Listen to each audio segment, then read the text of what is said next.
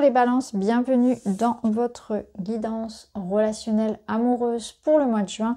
On va explorer les différents aspects de votre vie personnelle, donc pas uniquement vos amours, vos relations de manière générale, et puis tout ce qui se passe aussi à l'intérieur de vous, votre chemin personnel. Vous pouvez écouter les messages pour votre partenaire amoureux, vous pouvez écouter aussi votre ascendant, votre lunaire comme d'habitude. Prenez ce qui vous parle. C'est toujours très précis dans le domaine relationnel, donc ça peut être aussi juste un mot, une expression, un petit signe qui crée en vous un déclic ou une confirmation par rapport à une question ou par rapport à une confirmation dont vous aviez besoin. C'est souvent des confirmations de ce que vous saviez déjà. Alors, on a un 3 de coupe qui nous parle de joie, de célébrer. On a un 3 d'épée. Et on a un 7 d'épée. Ok. Alors, le 3 de coupe et le 3 d'épée ici vont vous amener à avoir une forme de révélation. Parce qu'avec ce 7 d'épée, il y a une forme ici de quelque chose qui a pu être fait un peu derrière votre dos. Alors souvent, on va parler de manipulation, de cachotterie. Moi, j'aime bien l'associer aussi à la lâcheté, cette carte-là. Donc, je pense qu'il y a eu des non-dits ou quelqu'un qui s'est un petit peu dérobé. Ça peut être vous aussi qui ayez mis un petit peu sous le tapis, comme ça, quelque chose qui avait pu vous blesser. Donc, il peut y avoir la notion de libération au point émotionnel, c'est-à-dire que vous pouvez aussi affronter quelque chose qui vous fait mal ou qui vous a fait mal pour s'en libérer. Vous savez, c'est un petit peu travailler sur son ombre, travailler sur voilà, quelque chose qu'on n'aime pas trop regarder chez soi, qu'on va pouvoir libérer. Ça, c'est un premier message. C'est une façon de lire les 3 cartes. Ensuite, on peut y voir aussi une forme de déception parce que vous pouvez vous rendre compte que dans une situation, vous avez été un petit peu mis de côté. Vous avez cette sensation, en tout cas, ça peut être qu'une sensation, d'avoir été mis à l'écart par rapport à une situation qui peut être relationnelle ou voilà, dans votre vie familiale, personnelle, au travail, peu importe. Là, on est un peu blessé, on est un petit peu vexé, mais en même temps, avec ce 3 d'épée, c'est comme c'est une leçon. Voilà, on apprend à ses dépens que peut-être parfois, eh bien, il faut un peu plus s'investir, que peut-être parfois il faut être un petit peu plus présent. Il y a quelque chose comme ça. Je pense que là, on vous invite aussi à vous ouvrir davantage. On vous invite à vous ouvrir peut-être aux rencontres, ouvrir votre cœur davantage aussi à l'amour, à la joie, à vous permettre de ne pas fuir, de ne plus fuir.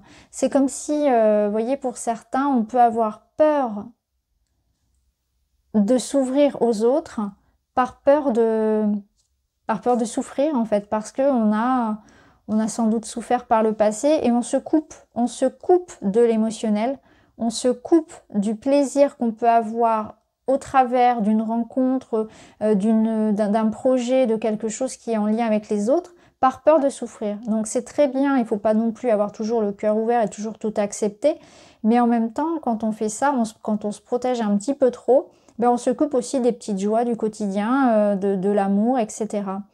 Donc il y a une notion de trouver le juste milieu entre le temps que j'ai pour moi, le temps que j'ai pour les autres, de la confiance aussi que je peux accorder aux autres, de savoir à qui faire confiance. Je pense que vous avez été trahi ou vous avez une blessure d'injustice qui est très forte et que du coup, aujourd'hui, ça vous coupe de plein de choses parce que ça vous enferme. Il y a un enfermement dans une blessure d'injustice. Il y a cette fuite parfois où vous fuyez devant peut-être des invitations, des projets, peut-être même des responsabilités ou quelque chose qui est comme la joie. C'est comme si vous vous empêchiez aussi d'être en joie. En tout cas, peu importe ce que vous allez découvrir sur vous-même ici à libérer, ce sera important, ce sera vraiment très libérateur parce que ça va vous permettre d'être beaucoup plus épanoui avec les autres. Donc peut-être qu'il y a une blessure d'injustice, peut-être que c'est une facette de vous qui fuit certaines fois et comprendre pourquoi vous fuyez, qu'est-ce qui vous fait fuir comme ça, pourquoi vous vous dérobez, pourquoi vous êtes parfois dans l'évitement. Alors ça peut être un évitement aussi par rapport à une blessure, à quelque chose qu'on n'a pas envie de ressentir. Vous voyez, parfois on l'a tous, hein, on a tous des blessures en soi, quelque chose sur lesquelles on ne veut pas revenir, peut-être un incident de vie sur lequel on ne veut pas revenir, mais en fait qui nous impacte encore aujourd'hui. Donc vous voyez comment ça peut déjà résonner pour vous. On va reprendre d'autres cartes.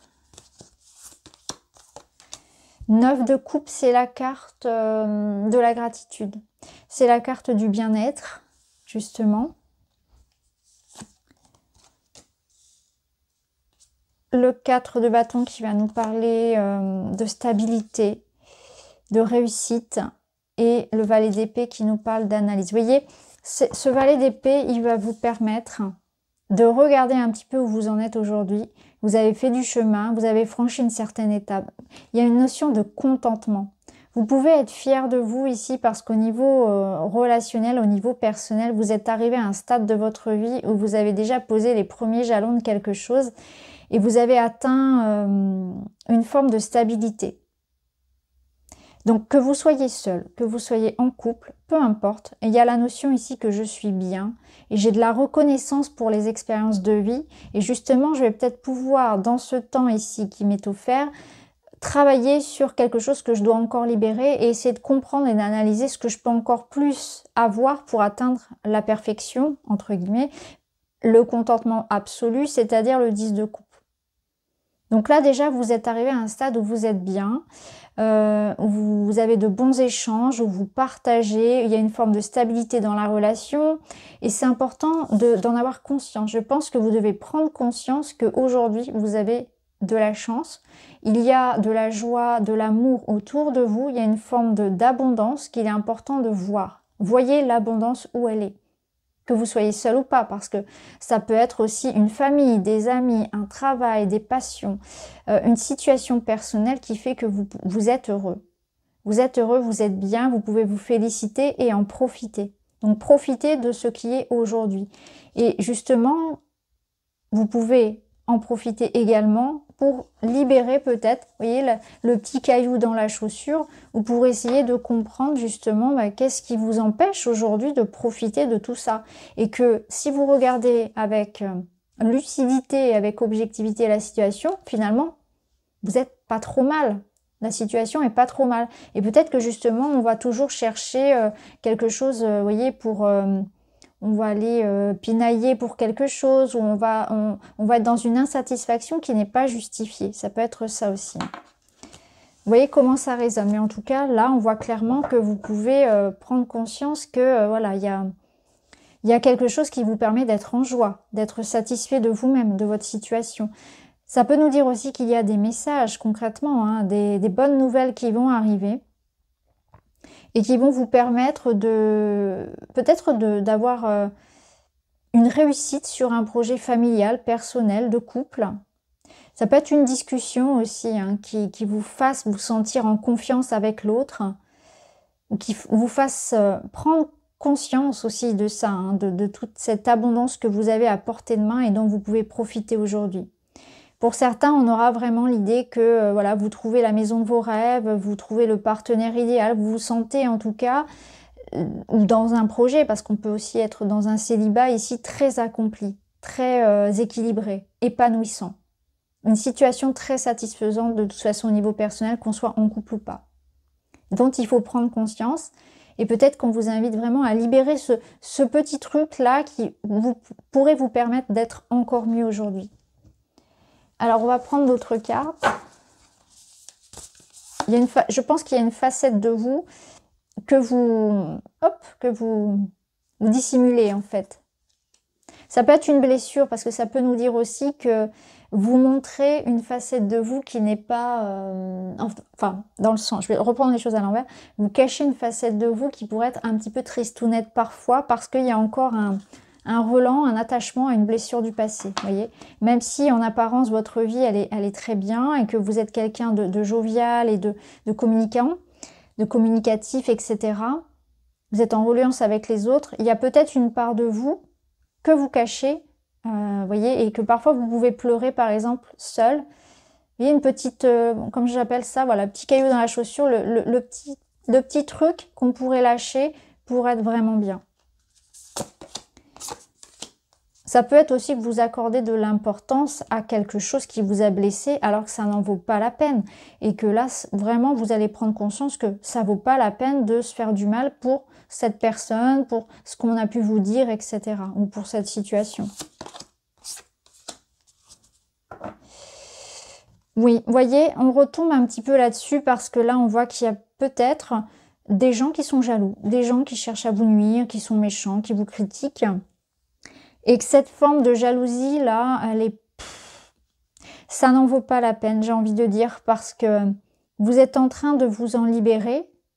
Peut-être que vous accordez moins, et vous allez accorder moins, vous allez prendre conscience de ça, qu'il ne faut pas accorder d'importance à ça, à ce que les gens pensent, disent de vous, aux gens qui essaient de vous mettre des bâtons dans les roues, qui sont jaloux de votre situation. Parce que là, ce que je ressens plus, c'est que on est dans une énergie de cocooning, de tendresse, vraiment que ce soit en amour, en amitié, peu importe. C'est aussi ce que vous vous donnez à vous-même. Il y a une appréciation du moment présent. Il y a l'idée de se faire plaisir et de prendre du plaisir aussi, et à en donner et à en recevoir. C'est une énergie de douceur et de tendresse qui est partagée, et on a cette énergie du renouveau. Donc peut-être que c'est nouveau aussi pour vous, de recevoir et de donner de l'amour, de vous faire plaisir, de prendre soin de vous, parce que c'est quelque chose qui par le passé n'était pas possible, ou vous n'arriviez pas à le faire, peut-être, une sensation de ne pas mériter, ou qu'il y avait d'autres priorités. Ça peut nous dire aussi que vous avez connu des relations dans lesquelles ce n'était pas du tout le cas, et que la relation dans laquelle vous êtes aujourd'hui, ou dans laquelle vous allez entrer, eh bien, elle vous amène ça, quelque chose de différent, où ça va être beaucoup plus fluide, doux. Votre partenaire sera beaucoup plus à même d'être à l'écoute de vous, de vos besoins, de prendre soin de vous. Alors que ce n'est pas du tout ce que vous avez pu connaître par le passé ou dans votre enfance, etc. Jusqu'à présent, vous aviez connu quelque chose de beaucoup plus dur, hein, beaucoup plus froid, j'ai envie de dire. Ça peut nous dire aussi qu'il y a pu y avoir dans cette relation-là de la jalousie excessive, ou peut-être une instabilité dans le couple, hein, passagère, et qu'aujourd'hui, on va vers quelque chose de plus apaisé. On a trouvé le mode de fonctionnement, la routine du couple. On a dépassé les obstacles à deux. Et on est dans cette énergie de renaissance, ensemble. Alors, on va mettre des cartes par-dessus pour vous, les balances.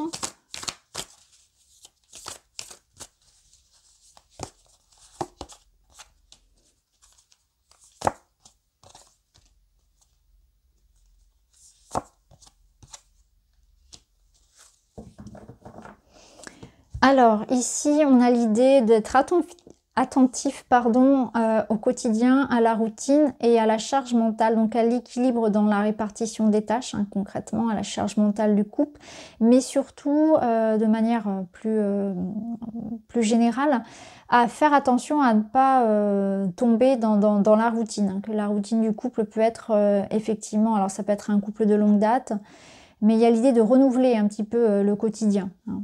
De changer ses habitudes aussi peut-être, d'avoir envie aussi de vivre des expériences différentes, hein. Il y a peut-être un peu d'ennui, voilà, vous avez envie de vivre quelque chose de plus palpitant.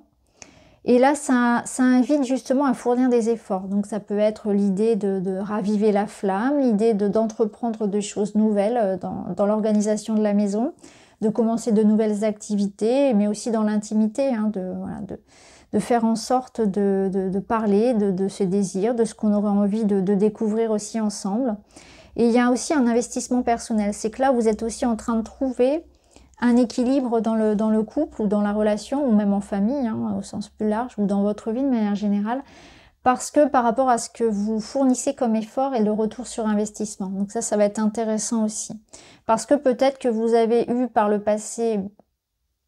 Vous avez connu des périodes où vous avez beaucoup donné sans recevoir, et ça peut vraiment... ça a pu créer beaucoup de déceptions et justement entretenir l'énergie de l'injustice que vous pouvez ressentir. Ça peut nous dire aussi que c'est un couple, une relation qui traverse une crise là, parce qu'on doit effectivement reconnaître ses torts, hein, travailler sur soi, ne pas faire sa tête de cochon, parce que là on a un petit peu le caractère de cochon avec cette carte, donc savoir...